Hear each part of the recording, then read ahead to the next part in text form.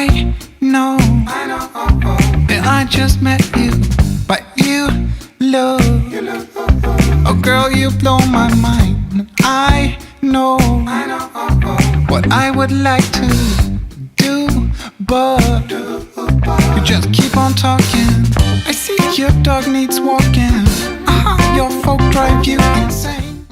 The answer is yes. You absolutely 100% need to come up with a solid personal brand. If you think about some of the most famous singers throughout history, like Michael Jackson, I mean, you don't even need to see the man's face and you know who it is, because he created such a strong personal brand. It almost had its own sort of subculture as part of it. You've got the new type of dance and the way that he stood, like his stance. You've got the hat, you've got the glove, you've got the shiny jackets, you've got the white socks. You know, like he could have just a silhouette of him with a hat in the right stance and you know who it is, because his brand is that iconic and that strong. Then you've got Amy Winehouse. If you have a look at her, I mean, yes, she's got soul music, and her personal brand definitely goes with her music. She's got this whopping 70s style beehive going on with massive winged eyeliner. I mean, she's wearing pretty much, you know, normal-ish kind of clothes that, you know, you could get away with wearing a lot of, but it's this massive hair that really creates this look for her. And if you're thinking, oh, you know, I'm too rock and roll or like something like that, I'm just in a genre that doesn't require personal branding, think about bands like Kiss. I mean, unmistakable white faces with the black markings and like the big red tongue. And what this stuff does is it makes it so easy for you to sell merch and products and put like imagery out there into the world, because you have such a strong brand. You already kind of know what it is that you're going to do. And then, you know, when your fans wear a big t-shirt with, you know, the white face and the red tongue kind of hanging out, people already know what band it is, even if you don't have the word Kiss written across the bottom. Keep on talking to me. Keep on telling me your dreams. So to work out your personal brand, have a think about things that you like, that resonate really well with you, because obviously this has to be an extension of you. You have to be able to be comfortable enough with your personal brand that you can have, so it has longevity, you know what I mean? You don't want to try something that's so outlandish that you feel uncomfortable and you feel like it doesn't fit you and your personality anymore.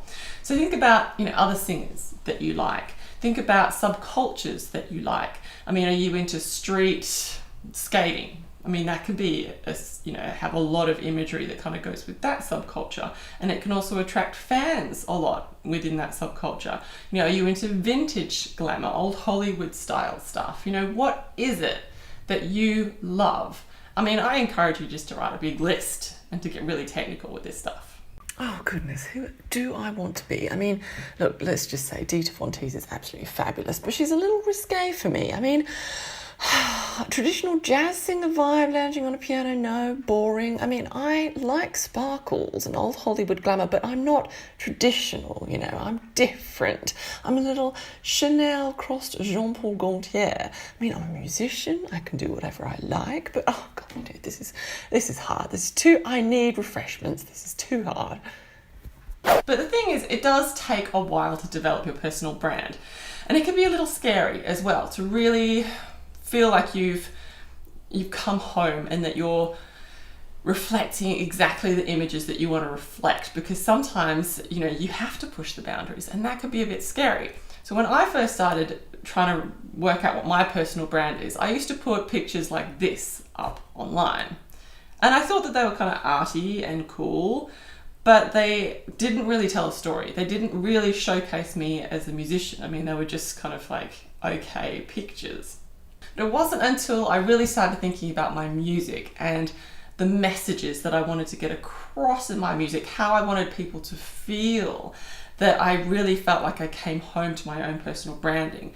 And I had to go somewhere where I kind of didn't expect that I would be going. And it took a bit of courage, but I finally feel that I've finally, you know, come home and I found my personal brand and I'm really happy with it, and I think it's strong, and it feels really good to finally kind of work out where you sit from a visual point of view. So to conclude all of this stuff, what I've done is I've written a little bit of a checklist for you. I will link it down below in the description, and it goes through all the different things that you can kind of think about when you're trying to work out what your personal brand is. But the key takeaways here is make it a larger than life version of you. You have to be comfortable with it.